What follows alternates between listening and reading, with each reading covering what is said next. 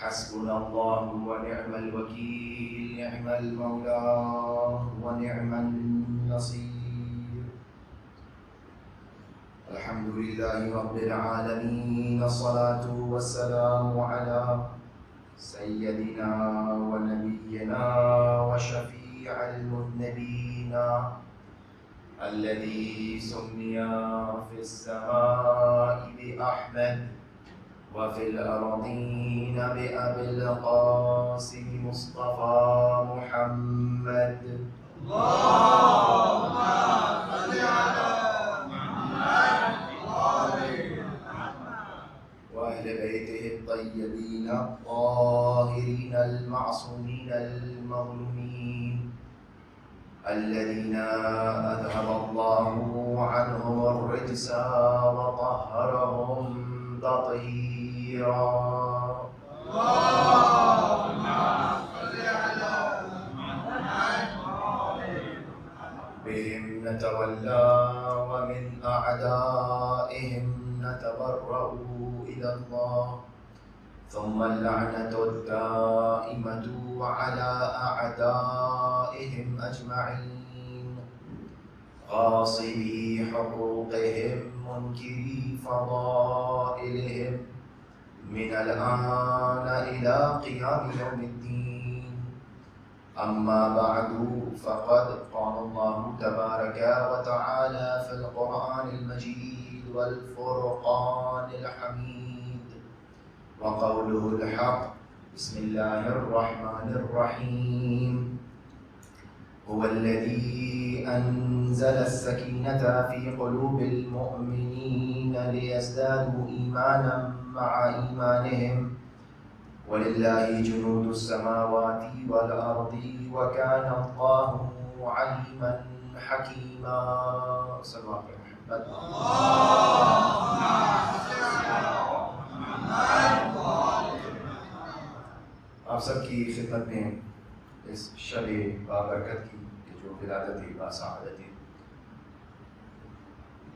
جناب سکینہ بنت الحسین علیہ الصلوۃ والسلام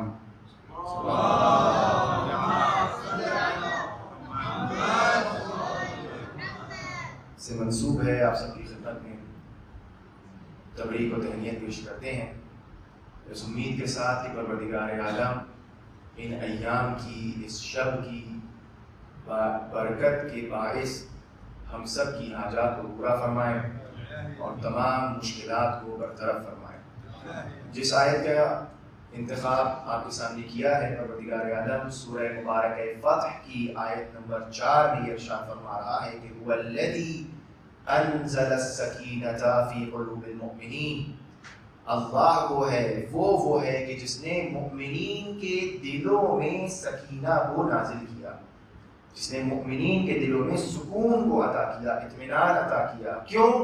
لِيَزْدَادُوا إِيمَانًا مَعَ إِيمَانِهِمْ، کیونکہ مومنین کے دلوں میں پہلے سے ایمان تھا، اس ایمان کے ساتھ مزید ایمان زیادہ ہو جائے، اس لیے اس سکینہ کو نازل کیا گیا۔ وَلِلَّهِ جُنُودُ السَّمَاوَاتِ وَالْأَرْضِ، اور اے لوگوں یہ یاد رکھنا کہ اللہ کے لیے تمام لشکر ہیں، آسمانوں کے لشکر اور زمین کے لشکر۔ اللہ کو تمہاری ضرورت نہیں ہے، یہ ترجمہ ذہن میں رکھیے گا، مجھے اس سے کام ہے کہ اللہ کو تمہاری ضرورت نہیں ہے، تم کو اللہ کی ضرورت ہے۔ اللہ کے پاس اس کی فوج موجود ہے، وَلِلَّهِ جُنُودُ السَّمَاوَاتِ وَالْأَرْضِ۔ اور پھر اللہ نے فرمایا کہ وَكَانَ اللَّهُ عَلِيمًا حَكِيمًا، پروردگار عالم ہر چیز کا جاننے والا اور بڑا حکیم ہے۔ This verse is from chapter Fath, verse number 4, where Allah subhanahu wa ta'ala says that هُوَ الَّذِي أَنزَلَ السَّكِينَةَ، it is Him, it is Allah subhanahu wa ta'ala who has sent down calmness, or who has sent down that closure in the hearts of the mu'mineen so that their iman and their faith might be increased. لِيَزْدَادُوا بِهِ إِيمَانًا مَعَ إِيمَانِهِمْ وَلِلَّهِ جُنُودُ السَّمَاوَاتِ وَالْأَرْضِ.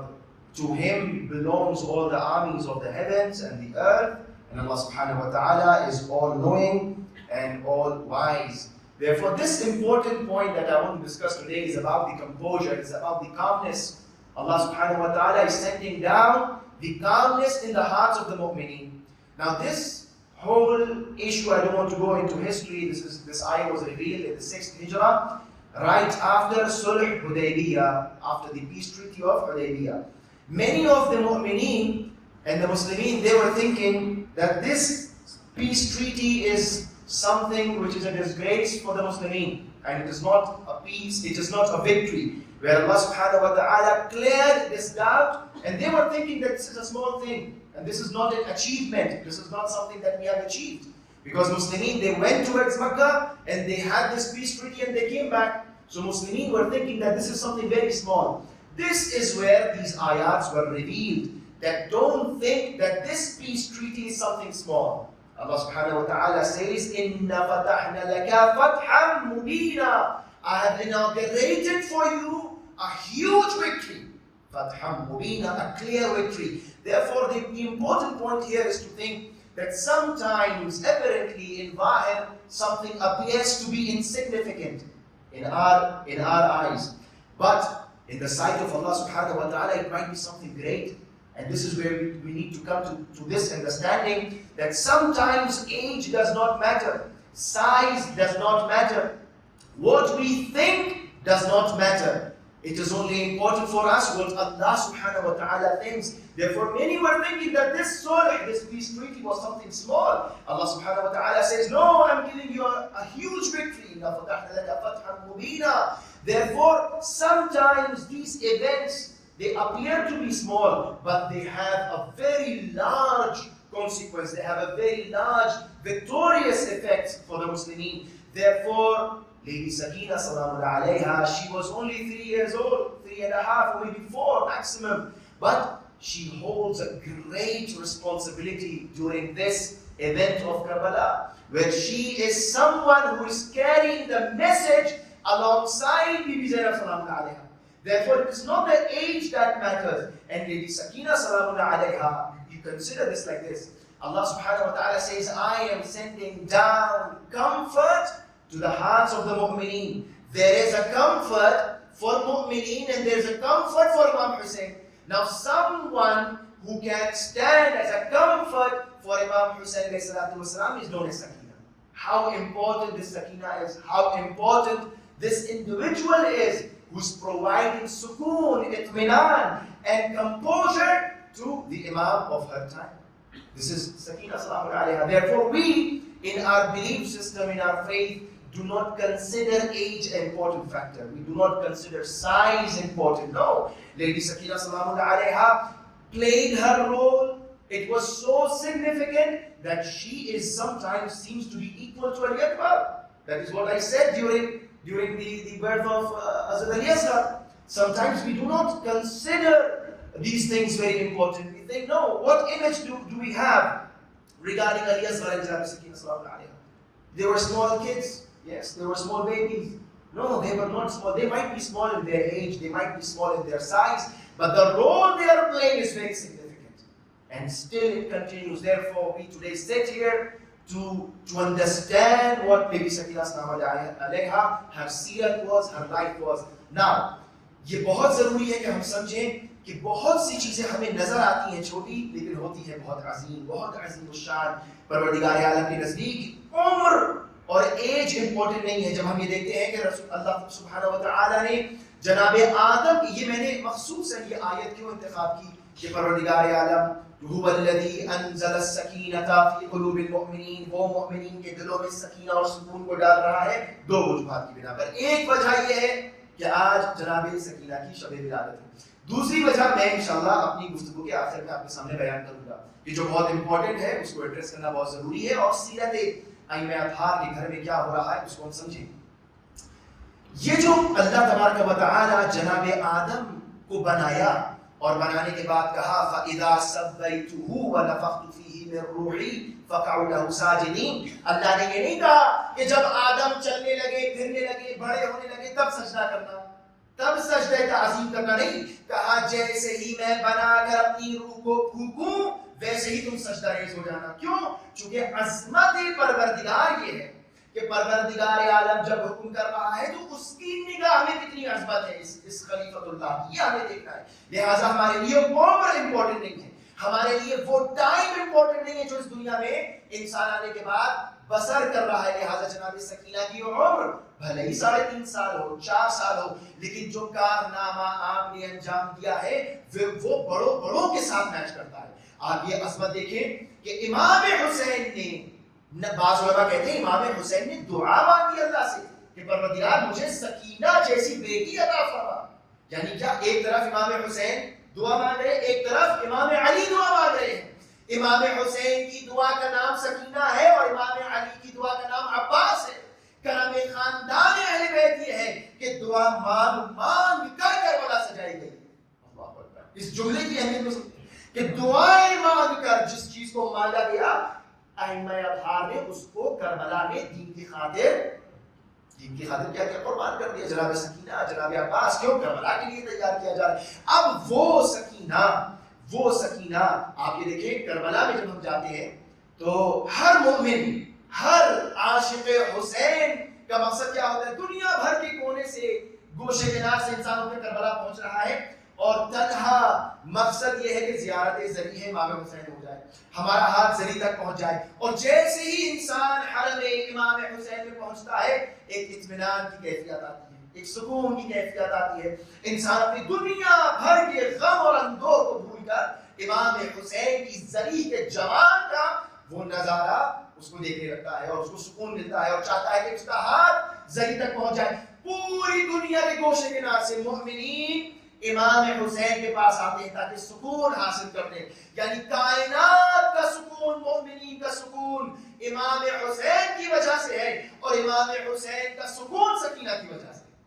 عظمت جناب سکینہ یہ ہے کہ امام وقت کا سکون جناب سکینہ سلام اللہ علیہ, یہ ہے عظمت. اور آپ دیکھیں عمر کیا ہے, کربلا میں 3.5 سال ہے, لیکن کربلا سے پہلے 3 سال کی عمر ہے اور 3 سال کا بچہ زمین پر نہیں چلتا, گودیوں میں رہتا ہے. یہ وہ جناب سکینہ ہے کہ جو کبھی آغوش امام حسین میں ہے. اور میرا دل بھی کہتا ہے کہ یہی ہوتا ہے معمولا کہ کبھی جناب عباس آتے ہوں گے امام حسین سے لے کر جناب سکینہ کو اپنی آغوش میں لے لیتے ہوں گے, کبھی جناب علی اکبر آ کر جناب سکینہ کو اپنی آغوش میں لیتے ہوں گے, کبھی جناب عباس آتے ہوں گے. عباس جیسا علم بردار جناب سکینہ کے سامنے جھک کر گودی سے اٹھائے, زمین سے اٹھائے, آغوش میں لے, یہ کمال جناب سکینہ ہے.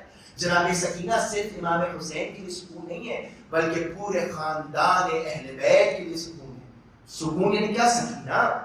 اللہ تبارک و تعالی ارشاد فرما رہا ہے کہ میں نازل کر رہا ہوں, هو الذی انزل السکینۃ فی قلوب المؤمنین, میں اس سکون کو اور اس سکینہ کو نازل کر رہا ہوں کس کے لیے؟ مؤمنین کے دلوں پر, تاکہ مؤمنین کو اطمینان آئے. یہ اطمینان کی کیفیت بڑی عظیم ہے. کربلا میں اس غم اور اندوہ اور مصیبت سے بھرے ہوئے لحظات میں امام حسین کو جس ذات نے سکون عطا کیا وہ جناب سکینہ سلام اللہ علیہ. لہٰذا آپ یہ دیکھیں کہ یہ جو عظمت اور یہ جو ہم بار بار آ رہے ہیں اور محفلیں سجا رہے ہیں اور ذکر خاندان اہل بیت کے بچوں کا ذکر کر رہے ہیں, کیوں؟ چونکہ یہ صرف چھوٹے بچے نہیں ہیں, بظاہر ہو سکتا ہے چھوٹے ہوں, لیکن یہ عظمت جناب سکینہ ہے کہ امام وقت کے لیے باعث سکون ہے, امام وقت کے لیے باعث اطمینان ہے. اور ایک طرف اللہ مؤمنین کے لیے سکون کو نازل کر رہا ہے, دوسری طرف سکینہ امام حسین کے لیے سکون کا باعث بن رہی ہے. لہٰذا یہ سکون اور اطمینان بڑا عظیم ہے. اور میں نے عرض کیا آپ سے کہ آیت کب نازل ہوئی؟ یہ آیت اس وقت نازل ہوئی کہ جب مومنین کے دلوں میں شک اور شبہ آیا کہ واقعی یہ صلح حدیبیہ کیا ہمارے لیے وکٹری تھی, کیا ہمارے لیے جیت تھی یا ہمارے لیے ہار ہے.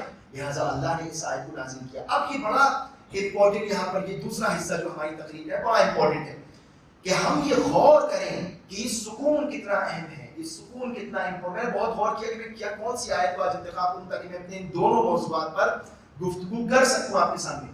تو یہ آیت ذہن میں آئی. یہ سکون مومنین کے لیے بڑا ضروری ہے اور ہم ان ایام میں مخصوصاً اس کو دیکھیں کہ یہ بچے کتنے ضروری نہیں ہیں کہ ہمیشہ بڑے ہی بچوں کو سکھائیں. کبھی کبھار بچے بھی بڑوں کو سکھاتے ہیں, بچے بھی سیرت بنتے ہیں اپنے بڑوں کے لیے. لہٰذا ایک روایت آپ کے سامنے پڑھوں گا اور اشارتاً کچھ باتیں عرض کروں گا تاکہ ممکن ہے آج جناب سکینہ کے جو سکون قلب مبارک امام حسین ہے، اس سکینہ کی بدولت ہمارے مؤمنین کے دلوں میں سکون اور قرار آ جائے۔ رسول اکرم کی ایک حدیث بڑی عظیم حدیث ہے، آپ فرماتے ہیں احب الصبیان لخمس، میں بچوں سے 5 وجوہات کی بنا پر محبت کرتا ہوں۔ کس وجوہات پر؟ 5 وجہ سے میں بچوں سے بہت محبت کرتا ہوں۔ پہلی وجہ کیا فرمائی؟ ذہن میں رہے کہ یہ ضروری نہیں ہے کہ ہمیشہ بڑے ہی بچوں کو سکھائیں، کبھی کبھار بچوں کی بھی زندگی ایسی ہوتی ہے کہ بڑے بچوں سے سیکھتے ہیں۔ سب سے پہلی چیز انہم هم البکاؤن، یہ بچے کون ہیں؟ یہ بچے وہ ہیں جو بہت زیادہ گریا کرتے ہیں، بہت زیادہ روتے ہیں، بات پر رونے لگتے ہیں، ہر چیز پر رونے لگتے ہیں۔ رسول اکرم فرما رہے ہیں مجھے بچوں کی یہ عادت بہت پسند ہے کہ یہ ہر بات پر روتے ہیں۔ ہم لوگ الجھتے ہیں، رسول کہہ رہے ہیں ہمیں پسند ہے۔ کیوں پسند ہے؟ یہ گریہ وزاری قلب کے نرم ہونے کی علامت ہے۔ میں بہت سی باتیں نہیں بولوں گا لیکن بس آپ باتیں سمجھتے رہیے گا۔ دل کے نرم ہونے کی علامت ہے۔ جب بھی بچے کوئی خطا کرتے ہیں، کوئی چیز گھر میں ٹوٹ جاتی، فوراً رونے لگتے ہیں۔ ماں باپ ان کے رونے کو دیکھ کر ان کا دل نرم ہو جاتا ہے، لہٰذا وہ اپنی اظہار ندامت، رسول اکرم فرما رہے ہیں کہ اگر تم سے کبھی کوئی غلطی ہو جائے، پروردگار اعلیٰ کی بارگاہ میں کوئی عصیان ہو جائے، کوئی گناہ ہو جائے تو اس پر گریہ کرو، آنسو بہاؤ۔ یہ آنسو بہانا تمہارے دل کی نرمی کی علامت ہے۔ لہٰذا جس کی آنکھوں سے آنسو نہیں نکلتا اس کا دل بہت پتھر ہو چکا ہے شاید۔ آپ کوشش کریں آنکھوں سے آنسو نکلے۔ رسول اکرم فرما رہے ہیں کہ بچوں کی یہ ادا مجھے بہت پسند ہے کہ وہ بات پر گریہ کرتے ہیں۔ بعض روایات میں ہے کہ جب بچے گریہ کر رہے ہوں تو ان کو ڈانٹو نہیں، چونکہ رسول کو یہ ادا بہت پسند ہے، اس کو برداشت کرو۔ کیوں؟ چونکہ وہ رو کر اپنی اظہار ندامت کر رہے ہیں، یہ ان کی نرمی قلب کی علامت ہے۔ لہٰذا اگر آپ کے دل نرم ہے تو آپ کی آنکھوں سے آنسو نکلیں گے۔ دوسری اہم چیز والثانی یتمرغون بالتراب، رسول اکرم فرما رہے ہیں کہ مجھے بچوں کی عادت بہت پسند ہے کہ وہ مٹی سے بہت کھیلتے ہیں۔ کیوں؟ چونکہ مٹی سے کھیلنے میں انکساری ہے، مٹی سے کھیلنے میں تکبر نہیں ہے۔ رسول اکرم فرما رہے ہیں میں آج کیوں مخصوص باتیں پیش کر رہا ہوں، کیونکہ بہت سی میلاد اور ولادتوں کے موقع پر کچھ اخلاقی باتیں نہیں ہو سکتی تو وہاں پر نہیں ہو پاتی، لیکن یہاں پر آپ نے سوچا کم از کم جناب سکینہ سلام اللہ علیہ کم سن بچی ہیں خاندان اہل بیت کی، ان کے صدقے میں اس روایت کو پیش کر رہا ہوں کہ کچھ باتیں میرے اوپر اثر انداز ہو سکیں۔ یتمرغون بالتراب، بچے کیا ہے؟ مٹی میں لوٹتے ہیں۔ رسول اکرم کی عادت پسند ہے۔ کیوں پسند ہے یا رسول اللہ؟ کہا یہ مٹی سے کھیلنا، یہ مٹی میں اپنے آپ کو لوٹنا، یہ انکساری کی علامت ہے۔ یہ کیا ہے؟ یہ انکساری کی علامت ہے، یعنی انسان جو ہے وہ اپنے آپ کو ہیوملیٹڈ فیل کرے، انسان کے اندر تکبر نہ ہو، غرور نہ ہو۔ لہٰذا جو اکڑ کے چلتا ہے یہ حیات کی علامت نہیں ہے، جو جھک کر چلتا ہے یہ علامت حیات ہے۔ لہٰذا انسان نرم دل ہو، اپنے اندر وہ نرمی لے کر آئے۔ انسان بچے کیا ہے؟ بچوں کے کپڑوں میں مٹی لگتی ہے، ان کے اندر کوئی تکبر نہیں، ان کے اندر کوئی کبر نہیں، ان کے اندر کوئی غرور نہیں ہے۔ لہٰذا رسول اکرم کو یہ بچوں کی ادا اس لیے پسند ہے، یہ صرف اس لیے نہیں کہ رسول اکرم کہہ رہے مجھے بچے بہت پسند، نہیں، یہ اس لیے ہے کہ بڑے بچوں سے سیکھیں کہ بچوں کے اندر یہ ادا نہیں ہے کہ وہ غرور سے چلے، نہیں، ان کے اندر یہ تکبر نہیں ہے، ان کے اندر یہ اکڑ نہیں ہے، یہ ایٹھن نہیں ہے کہ ہم کچھ ہیں، نہیں، بچے اپنے آپ کو کچھ نہیں سمجھتے، بچوں کے اندر انکساری ہے۔ لہٰذا ہم اپنے اندر انکساری پیدا کریں، ہم اپنے اندر جھکاؤ لے کر آئیں۔ وہ جو مثال بہت دی جاتی ہے، وہ پیڑ کہ جن کے اندر پھل ہوتا ہے وہ جھکے ہوئے ہوتے ہیں، اور وہ پیڑ کہ جن کے اندر کوئی پھل نہیں ہوتا وہ اکڑ کے کھڑے رہتے ہیں۔ لہٰذا انسان جھک کر دکھائے، انسان سے لوگ کمیونٹی میں لوگ اس سے فائدہ اٹھائیں۔ تکبر علامت نہیں ہے انسان کی انکساری کی، تکبر علامت نہیں ہے، تکبر وہ شے نہیں ہے کہ جس کو امام یا رسول پسند کرے۔ انسان کے اندر انکساری ہو، انسان جو ہے وہ کبھی کبھار کچھ کاموں میں ایسی چیزیں ہو جاتی ہیں، غلطیاں ہو جاتی ہیں، انسان سے غلطیاں ہو جاتی ہیں، تو غلطیوں کا مطلب یہ نہیں ہے کہ انسان غلطی پر ہمدردی کرے، اور غلطیوں کا مطلب یہ نہیں ہے کہ انسان کو اتنا ڈانٹا جائے، بچے کو اتنا ڈانٹا جائے کہ وہ اب ڈھیٹ ہو جائے۔ یہ تربیت کا پہلو ہے، انسان اس پر غور کرے۔ تیسری چیز رسول اکرم فرماتے ہیں کہ انسان غور کرے، اور بعض اوقات انسان یہ دیکھے کہ بچوں کے سامنے اگر مٹی رکھیں تو اگر بچہ شاید کسی انجینئر کا ہو، بچہ بڑے سے بڑا آیت اللہ کا ہو، بچہ پریزیڈنٹ کا ہو، پرائم منسٹر کا ہو، لیکن بچے کو مٹی سے کھیلنا پسند ہے۔ کیوں؟ کیونکہ وہ انکساری ہے۔ وہ جو بچپنا ہے کبھی کبھار ہم بڑے ہوتے ہوتے ہوتے اپنے اس انکساری مزاج کو بھول جاتے ہیں. وہ منکسر مزاجی کبھی کبھار دوبارہ یاد آنا چاہیے. وہ ہم میں تھی, وہ ہم میں آج بھی ہے, لیکن یہ شیطان کمبا یہ ہمیں بہکا دیتا ہے, اور یہ نفس ہمارا ہمیں اس بات پر لے جاتا ہے کہ ہم اکڑ کے چلیں, ہم ایٹ کے رہیں, ہم یہ جتنا سخت ہو کے دکھائیں گے اتنا لوگ ہمیں سیریس لیں گے. اہل بیت اطہار کی سیرت میں یہ ہے ہی نہیں کہیں پر. آپ دکھائیں کہیں پر بھی کسی بھی امام نے اکڑ کے بات کی ہو.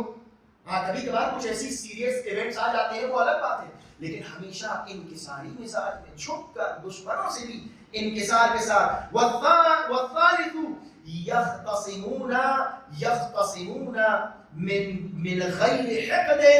بچوں کی تیسری علامت جو رسول اکرم کو بہت پسند ہے وہ کیا ہے کہ جب بچے آپس میں لڑتے ہیں تو بغیر کینے کے لڑتے ہیں, بغیر حقد کے لڑتے ہیں, بغیر ذاتی دشمنی کے لڑتے ہیں. میں کتنی کس کے کہوں, میں صرف اور صرف آپ کے سامنے آج بطفیل و بصدقہ جناب سکینہ سلام اللہ علیہ تاکہ ہمارے دلوں میں سکون آئے نا. اللہ کیا کہہ رہا ہے, هو الذی انزل السکینۃ فی قلوب المؤمنین. یہ سکینہ مومنین کے لیے ہے, یہ سکون مومنین کے لیے ہے. جب تک یہ سکون نہیں ہوگا یہ ترقیاں نہیں ہو پائیں گی. لہٰذا اس سکون کو برقرار رکھیں. یہ پیغام ہے آج کی محفل کا جناب سکینہ کے توسط سے, رسول اکرم کی حدیث کی توسط سے. یختصمون من غیر حقد. بچے لڑ رہے ہیں, بچے لڑ, آپ نوٹس کریے گا بچے لڑ کر بھول جاتے ہیں. رسول اکرم کو کیا پسند ہے یہ بات کہ لڑو اور لڑ کے بھول جاؤ. لڑنے کو نہیں منع کیا گیا ہے, آرگیومنٹ کو نہیں منع کیا گیا ہے, بحث کرنے کو نہیں منع کیا گیا ہے, لیکن اس آرگیومنٹ اور بحث کو پرسنل بنا لو یہ منع کیا گیا ہے. آپ سمجھ رہے ہیں؟ اور بعض ہمارے درمیان ایسے بھی ہیں جو کسی آرگیومنٹ کو دیکھ کر, ہم نے پہلے بھی کہا تھا کہ وہ بہتی گنگا میں ہاتھ دھونے لگتے ہیں. تو یہ سب نہیں ہونا چاہیے. آپ بچوں کو دیکھیں, بچے کیا کرتے ہیں, لڑ کر دوستی کر لیتے ہیں, لڑ کر دوستی کرتے ہیں. اور بڑے کیا کرتے ہیں, بڑے آپس میں ماں باپ لڑ رہے ہوتے کھڑے ہو کے, یہ باپ اس کے باپ سے لڑ رہا ہے کہ تمہارے بچے نے میرے بچے کی شرٹ پھاڑ دی, اور وہ کہہ رہے تمہارے بچے نے میرے بچے کا کھلونا توڑ دیا, اور یہ دونوں آپس میں لڑ رہے, اور وہ دونوں بچے آپس میں مل کر اس کھلونے کو جوڑ رہے.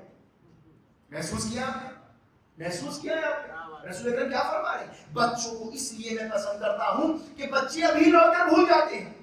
آپ لڑ کر بھول جائیں گے, لڑنے کو نہیں منع کیا گیا, لڑ لیجیے, جتنا لڑنا جتنے قدم پٹخنے کرنا کریے, لیکن اس لڑائی کو پرسنل نہ بنائیے. یہ سکون اور اطمینان کی کیفیت نہیں ختم ہونا چاہیے. اگر یہ سکون ختم ہو گیا تو ایمان میں اضافہ نہیں ہوگا. لیزدادوا ایمانا مع ایمانہم. یہ کس لیے ہے, رسول اکرم کیوں فرما رہے ہیں, اس لیے فرما رہے ہیں لڑو, بحث کرو, گفتگو ہو, لیکن یہ گفتگو ایسی نہ ہو کہ پرسنل بن جائے. یہ گفتگو ایسی نہ ہو بچوں کی طرح. کبھی کبھار جو ہے وہ ہم واقعی بچوں کی طرح لڑتے ہیں, بچوں کی طرح. بڑے جو ہے آپ دیکھیے بچوں کی طرح لڑتے ہیں. بچپنا ہے, یہ بچپنا ہے, لیکن وہ والا بچپنا نہیں آتا کہ بھول جائیں. لڑنے کا بچپنا ہے لیکن بھولنے کا بچپنا نہیں. کہ دونوں میں بچپنا رکھیے, لڑیے, بحث کریے, گفتگو کریے. اس میں یہ انسان کا نیچر ہے. ہو سکتا ہے 10 باتیں آپ کو ہماری نہ پسند آتی ہوں, ہو سکتا ہے 1-2 باتیں ہمیں بھی آپ کی پسند آتی ہوں, لیکن اس کا مطلب یہ تو نہیں ہے, اس کا مطلب یہ تو نہیں ہے کہ ہم اس مسئلے کو اتنا بڑا ایشو بنا لیں کہ ہمارا سکون اور اطمینان ختم ہو جائے. کیا یہی ہے لڑنے کا مقصد؟ ہم سب جمع اس لیے ہو رہے ہیں کہ یہ محفلیں کریں, یہ مجالس کریں, یہ پروگرامز ہوں, اور ان پروگرامز کے صدقے میں وہ جو ہمارے درمیان ایک گلو ہے, ایک مضبوط جوڑ ہے, ولایت اہل بیت, وہ مضبوط ہو سکے. اس کو کھونا ہے, اس کو کھونا ہے, اسی کے لیے تو آ رہے ہیں. اب یہ جو کاؤنٹر پروڈکٹیوٹی ہے, اس کو دیکھنا ہے ہمیں, کہیں خدا نہ خواستہ ایسا نہ ہو جس مقصد کے لیے آئے ہیں وہی مقصد پامال ہو جائے. رسول اکرم کیا فرما رہے ہیں کہ ہمیں بچے پسند ہیں اس لیے کہ یختصمون من غیر حقد. لڑتے ہیں لیکن لڑ کے بھول جاتے ہیں. حقد نہیں ہوتا, کینہ نہیں ہوتا. کبھی کبھار انسان دیکھیں ایک غلطی ہوتی ہے اور غلطیوں کے اوپر غلطیاں ڈھونڈ کے نکالنے لگتے ہیں. کہ یہ تم نے یہ بھی کیا تھا, اور تم نے وہ بھی کیا تھا, اور تم نے فلاں بھی کیا تھا, اب آؤ لڑو میدان میں. یہ نہیں ہونا چاہیے. بچوں کی طرح انسان لڑے, انسان بچوں کی طرح لڑے, اور بچوں کی طرح لڑنے کے بعد بھول جائے. بچے لڑتے بھول جاتے ہیں, دوستی کر لیتے ہیں. یہ لڑائیاں, یہ اختلاف ہمارے لیے پرسنل ایشوز نہ بننے پائے. وہ پرسنل ایشوز کہ جو ایٹ لارج ہماری کمیونٹی کو کوئی نقصان پہنچائے. اس بات کا خیال رکھیں. رسول اکرم فرما رہے ہیں معاشرہ اس وقت تک زندہ نہیں ہو سکتا جب تک یہ ایشوز ہم اپنے درمیان حل نہ کریں. یہ بہت ضروری ہے، بے حد بے پناہ ضروری ہے۔ یہ وہ مسائل ہیں کہ واہ واہ فضائل اہل بیت نعروں کے ساتھ ساتھ مسائل ڈسکس ہو، مجھے معلوم ہے اس کے اوپر کوئی نعرہ نہیں لگے گا چونکہ یہ انجیکشن ہے۔ کبھی کبھار انسان جو ہے وہ بچوں کو انجیکشن لگایا تو بچے کو ڈرتے ہیں، خوف ہوتا ہے۔ تو اب میرا کام یہ ہے، میں کیا کروں، میرا کام، میری ذمہ داری ہے کہ میں کچھ باتیں اپنے لیے کہہ رہا ہوں۔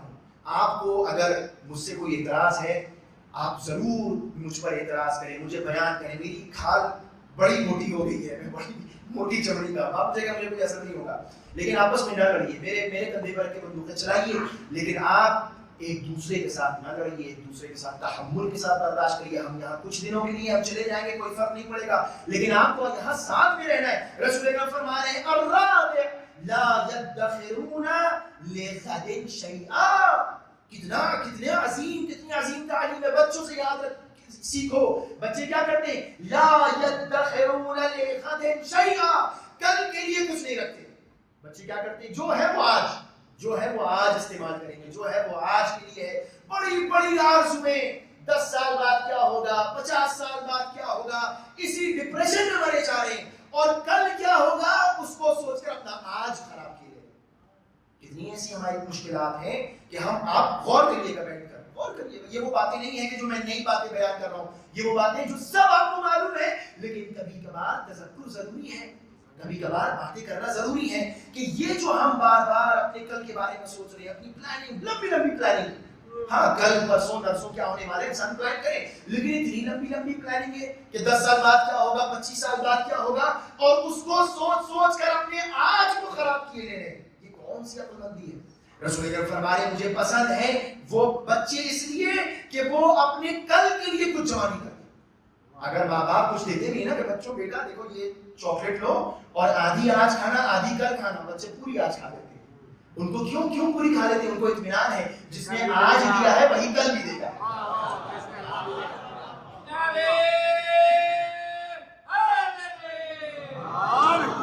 اتنا سا اطمینان کہ جو اس بچے کو اپنے ماں باپ پہ ہے، وہ اطمینان اگر ہمیں اپنے مولا اور اپنے خدا پر آ جائے تو زندگی بدل جائے۔ وہ اطمینان جو اس بچے کو اپنے باپ کی نسبت ہے، اپنی ماں کی نسبت ہے کہ یہ مذاق کر رہے ہیں، یہ دیں گے مجھے، ان کا کام ہے دینا، اللہ کا کام ہے دینا، اللہ دے گا تمہیں۔ جو جس چیز کا وعدہ اللہ نے کیا ہے اس کی فکر اللہ کرے، جس چیز کو اللہ نے کہا ہے ہم وہ انجام دیں۔ ہم کبھی کبھار ان چیزوں کے بارے میں زیادہ سوچتے ہیں جس کا وعدہ اللہ نے کیا ہے، جو ذمہ داری اللہ کی ہے ہم اس کے بارے میں زیادہ سوچتے ہیں، اور جو ذمہ داری ہماری ہے اس کو ہم اللہ پہ ڈال دیتے ہیں۔ تمہاری ذمہ داری کوشش کرنا ہے، بچوں، بڑوں، جوانوں، خاص طور پہ سنو، یہ ایزی منی کے پیچھے نہ بھاگو کہ ہم جو ہے وہ کرپٹو میں ڈال دیا اور کل جو ہے امیر ہو گئے۔ نہیں، یہ دنیا نہیں ایسے چلتی۔ 1-2 مثالیں مل جائیں گے، لیکن اس خوابوں میں نہ محنت کرو، پسینہ بہاؤ۔ اہل بیت اطہار علیہ السلام نے محنت کر کے کنویں کھود کر باغبانی کر کے اپنا گھر چلایا ہے۔ کس کے ماننے والے ہو؟ محنت، ایزی منی، حرام، ہاتھ پھیلا کر بھیک مانگ کر اپنی صرف ویلفیئر پہ چلنا چاہتے ہیں۔ کہاں لے جا رہے ہیں ہم اپنی کمیونٹی کو؟ ذرا غور کریں۔ اہل بیت اطہار نے یہ نہیں سکھایا محنت کرو، کوشش کرو، تمہیں ملے گا۔ اللہ نے آپ سے محنت کے لیے کہا ہے، رزق دینا اس کی ذمہ داری ہے۔ محنت نہیں کریں گے، صحیح ڈائریکشن میں نہیں چلیں گے، اور اس کے بعد آگے گے مولانا کوئی تعویذ، اچھا یہ بھی ہوتا ہے مولانا تعویذ دے دیجیے، کچھ پڑھنا نہ پڑے، توجہ کر رہے ہیں، کچھ گردن میں لٹکا لے اور ادھر سے آنے لگے۔ یہ نہیں ہوتا، دنیا ایسی نہیں چلتی، دنیا ان سب چیزوں پہ نہیں چلتی۔ ہاتھ میں لے کے تسبیح پڑھنے لگے، سورہ یاسین کا پانی پی لیا اور اوپر سے بارش، نہیں ہوتا۔ آپ کو محنت کرنا پڑے گی۔ یہ دنیا اسباب کی ہے، بچوں کو سمجھائیں، ماں باپ کی ذمہ داری ہے۔ اگر بچے ماں باپ کو راتوں کو 2-2, 3-3 بجے 4-6 بجے بیکاری کرتے ہوئے دیکھیں تو بچے کیا تربیت پائیں گے؟ صبح اگر آپ نہیں جائیں گے صحیح سے اپنی ڈیوٹیز کو، اپنے کام کو، اپنے آفس کو سیریس نہیں لیں گے تو بچوں کو کیا سکھائیں گے؟ آپ اپنی پڑھائی کو سیریس نہیں لیں گے تو بچوں کو کیا سکھائیں گے؟ بچوں کو سکھائیے، بچے آپ کو دیکھ کر بڑے ہو رہے ہیں، لہٰذا اس بات کا بڑا خیال رہے کہ انسان اس دنیا میں جب آیا ہے تو غور کرے، فکر کرے، اپنے بچوں سے سیکھے۔ کبھی کبھار اتنا زیادہ بھی میں کانفرنس میں گیا ہوا تھا، ہر جگہ یوتھ تم نہیں، پتہ نہیں کیا ہو گیا۔ نہیں، کبھی کبھار ہمیں غور، میں نے وہاں کہا کہ ہم کبھی کبھار ایک چیز کو اتنا زیادہ زوم ان کر لیتے ہیں کہ دوسری چیزیں ہم سے کھو جاتی ہیں. ہمیں یوتھ کے ساتھ ساتھ اپنے بزرگوں کو بھی دیکھنا ہے. اگر یوتھ کی تربیت کرنا ہے تو پہلے بزرگوں کو دیکھو، ان کی حرکات و سکنات کیا ہے. یہ ساری ذمہ داری مولانا کی ہے کہ مولانا بچوں کے ساتھ بیٹھیے، ان کو سکھائیے بڑے کیا کر رہے ہیں. میں آدھا گھنٹہ بیٹھ کے آپ کو سکھاتا ہوں اپنے بچوں کو، اور گھر جا کے آپ جو کچھ آدھے گھنٹے میں سکھایا ہے وہ 4-5 گھنٹے کر کر کے آپ برباد کر دیتے ہیں. یہ میں آپ سے کہہ رہا ہوں. بچے جب آتے ہیں پھر وہی سب سیکھ کر آتے ہیں جو گھر سے سیکھ کر آئے. پھر مولانا بیٹھیے ان کو سکھائیے، پھر ہم سکھا کے بھیج دیں، پھر آپ سب کچھ برباد کر دیں. بچے آدھے گھنٹے مدرسے میں کیا سیکھ لیں گے مجھ سے؟ میں کوئی معجزہ نہیں کر سکتا، میں کوئی معجزہ نہیں کر سکتا، میں کچھ بھی گھول کے نہیں پلا سکتا. یہ سب چیزیں دھیرے دھیرے ہوں گی. آپ بچوں، آپ بڑوں سے ہم کیا توقع رکھیں؟ جب دو بچوں میں لڑائی ہو رہی ہے، بڑے خود ہی لڑائی میں داخل ہو کر ایک طرف سائڈ لے لیتے ہیں. بڑوں کا کام یہ ہے کہ بیچ میں کھڑے ہو کر اس کو سلجھائیں، نہ یہ کسی سائڈ میں چلے جائیں. کیا ہو رہا ہے؟ کیسے ہم سمجھا رہے ہیں؟ مولانا آپ سمجھائیے. مولانا کتنا چیزیں، مولانا کتنا سمجھائے، مولانا کیا کریں؟ آپ مجھے بتائیے مولانا کیا کریں؟ جب مولانا سمجھانے کے لیے آتے ہیں تو آپ کہتے ہیں فضائل پڑھیے، بابا نہیں ہو رہی ہے، سوکھی مجلس پڑھ رہی آپ کے. ہاں مجھے معلوم ہے آج خوشی کا دن ہے، نعرے لگنا چاہیے، لیکن یہ باتیں پھر کب ہوں گی؟ تھوڑا سا میں نے آپ کو سنایا بھی، اب یہ بھی سن لیجیے تھوڑا سا. تو ظاہر سی باتیں، ہو سکتا ہے بہت سی باتیں نہ پسند آ رہی ہوں آپ کو، تو مجھے اس سے مطلب نہیں ہے پسند آئے یا نہ آئے، لیکن آپ مجبور ہیں، سننا تو پڑے گا. خامس، پانچویں چیز کیا ہے؟ پانچویں چیز، بس آخری چیز، اس سے پہلے کہ حسین اکرم سے کہ اتر آئیے. پانچویں چیز جلدی سے میں آپ کو سنا رہا ہوں کہ پانچویں پروردگار عالم انشاءاللہ ہم سب کے بزرگوں کا سایہ ہمارے سر پر قائم رکھے. پروردگار ہمارے بزرگوں کو صحت اور عافیت عطا کرے. یہ بزرگ روایت میں ہے کہ ایک بزرگ، ایک شیخ اپنی قوم کا نبی ہوتا ہے. آپ توجہ کریں، نبی ہوتا ہے. عالم کو چھوڑ دیں، مجھے چھوڑیے. ایک بزرگ اس قوم کا نبی ہوتا ہے. نبی کا کام کیا ہے؟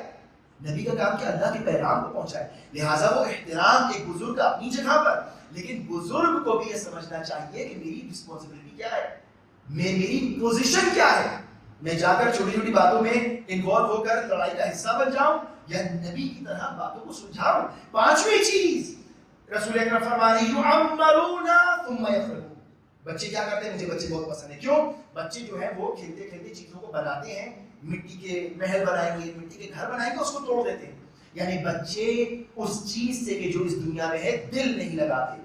توجہ کریں، بہت سی چیزیں اس طرح اس لیے ہوتی ہیں کہ ہم نے کسی کرسی، کسی پوزیشن، کسی دولت، کسی شہرت سے اپنا دل لگا بیٹھے. لہٰذا جیسے ہی اس کو ہم دیکھتے ہیں کہ وہاں پہ کچھ پرابلم آ رہی ہے، فوراً نکل جاتے ہیں. آیت اللہ مجتبیٰ تہرانی صاحب اپنے استاد کا ایک واقعہ نقل کرتے ہیں. بہت بڑے عارف تھے وہ. کہتے ہیں کہ ایک شخص سکرات الموت کے عالم میں تھا، اور اس سکرات الموت کے عالم میں جب انسان کی جان کنی کا عالم ہوتا ہے تو آیت اللہ مجتبیٰ تہرانی کے استاد کہتے ہیں کہ میں گیا اس کے پاس اور جا کے اس سے کہا میں نے کہ کہو لا الہ الا اللہ. تو اس نے جو ہے اس کے منہ سے کہ لا الہ الا اللہ نہیں نکل رہا تھا. تو ہم نے بڑی کوشش کی اس سے کہیں کہ کہو لا الہ الا اللہ، کہو اللہ کا ذکر لو، اللہ کا نام پڑھو. جاتی جاتی جو ہے وہ اپنے عقیدے کو مضبوط کر لو. اس کی زبان سے لا الہ الا اللہ نہیں نکلا. کرنا یہ ہوا کہ وہ طبیعت اس کی ٹھیک ہو گئی. تو ان کے استاد نے کہا کہ میں نے اس کو کچھ دنوں بعد مسجد میں دیکھا اور میں نے اس سے پوچھا کہ شخص یہ بتاؤ کہ اس دن جب تمہیں میں نے اس خطرناک حالت میں دیکھا کہ کہو لا الہ الا اللہ، تو تمہاری زبان سے یہ کلمہ لا الہ الا اللہ نہیں نکل رہا تھا، اس کی کیا وجہ ہے؟ تو اس نے قصہ بتایا.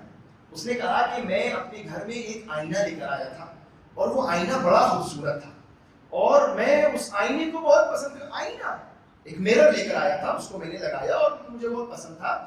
اور جب میری جانکنی کا عالم تھا اور جب میری روح نکل رہی تھی، مجھے ایسا محسوس ہو رہا تھا تو مجھے سنائی دے رہا تھا کہ آپ مجھ سے کہہ رہے کہو لا الہ الا اللہ، اور میں کہنا بھی چاہ رہا تھا، لیکن میں یہ دیکھ رہا تھا کہ ایک شیطان ہے کہ جو اس آئینے کے پاس کھڑا ہے اور مجھ سے یہ کہہ رہا ہے کہ اگر تم نے لا الہ الا اللہ کہا تو میں اس آئینے کو توڑ دوں گا.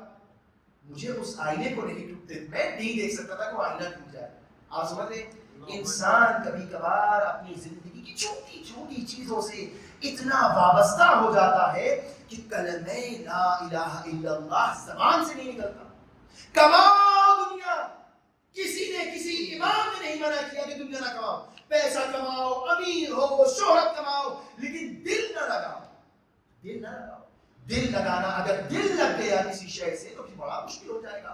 لہٰذا بڑی پرابلمز، ایگو کی پرابلم، سیلف ریسپیکٹ کی پرابلم، سلام نہیں کیا، پوچھا نہیں، بلایا نہیں، آنکھیں چرا لی ہم سے، دیکھا نہیں ہماری طرف، کیا ہے یہ ہمارے درمیان؟ ہمیں یہ ایسا ہونا چاہیے. اہل بیت کی سیرت، رسول اکرم لوگوں کو ڈھونڈ ڈھونڈ کر سلام کیا کرتے تھے. اگر علیبا صاحب آپ نے مجھے سلام نہیں کیا تو میری ذمہ داری میں جا کر آپ کو سلام کروں کہ کیا وہ کبھی سلام نہیں کر رہے. رسول اکرم پیڑ کے پیچھے کوئی ہوتا تھا، لوگ چھپ جاتے تھے تو رسول اکرم کہتے تھے وہ شخص کے جو پیڑ کے پیچھے چھپا ہے اس پر بھی میرا سلام. آپ سمجھ رہے ہیں؟ ایسا نہیں تھا ویٹ کرے کہ وہ نکل کے آئے میں تو رسول اللہ ہوں مجھے سلام کر، نہیں، خود آگے بڑھ کر سلام کرتے تھے.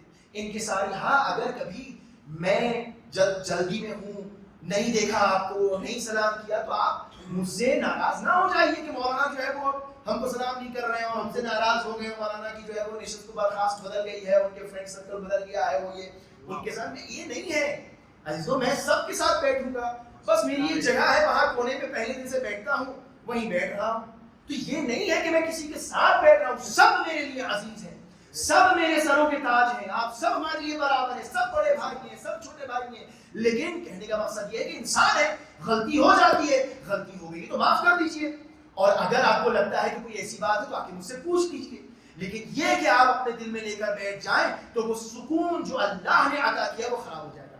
کون ہے؟ هو الذی انزل السکینۃ فی قلوب المؤمنین. بس اس بات بہت لمبی ہو گئی، بہت ضروری تھا اس بات کو جاننا. ابھی دیکھیے دھیرے دھیرے مائک کی آواز بھی کم کر دی گئی ہے کہ جو ہے مائک آواز نہ پہنچے آپ تک کے باہر.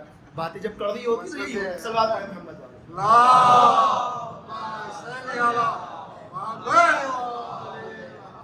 بول دو بھائی میں دعا کرانے جا رہا ہوں. پروردگار عالم انشاءاللہ اس دن کے صدقے، جناب سکینہ سلام اللہ علیہا کے صدقے، پروردگارہ مومنین کے درمیان جو اختلافات ہیں پروردگار ان اختلافات کو دور فرما. پروردگارہ تمام مومنین اور مومنات کے دلوں میں جناب سید، جناب سکینہ، سکون امام حسین کے صدقے میں ہم تمام مومنین اور مومنات کے دلوں کو سکون عطا فرما. پروردگارہ اس مجمع میں مومنین اور مومنات کے درمیان جو کوئی بھی اپنی جو دلی حاجت لے کر آیا ہے، جناب سکینہ بھی باب الحوائج ہیں، اس باب الحوائج کے صدقے میں پروردگارہ ہم تمام مومنین اور مومنات کی آرزوؤں اور دلی حاجات کو پورا فرما. پروردگارہ ہمارے درمیان جو مریض ہیں ان کے امراض کو دور فرما. پروردگارہ ہمارے درمیان جو مشتاقان حج و زیارات ان کو حج و زیارات سے مشرف فرما. پروردگارہ ہمیں ہمارے جوانوں کو اس دنیا کے پرآشوب ماحول سے محفوظ فرما. پروردگارہ ہمارے درمیان جو مقروض ان کے قرضوں کو ادا فرما، جو بے اولاد ہیں ان کو اولاد نرینہ عطا فرما، جو پریشان حال ہیں ان کی پریشانیوں کو دور فرما. جہاں کہیں بھی چاہنے والے اہل بیت کے بستے ہم سب ان سب کی جان مال عزت و آبرو کی حفاظت فرما. پروردگارہ تعجیل فرما ظہور سرکار امام زمانہ میں. ربنا تقبل منا انك انت السميع العليم واخر دعوانا ان الحمد لله رب العالمين. اللهم صل على محمد. ہم نے آپ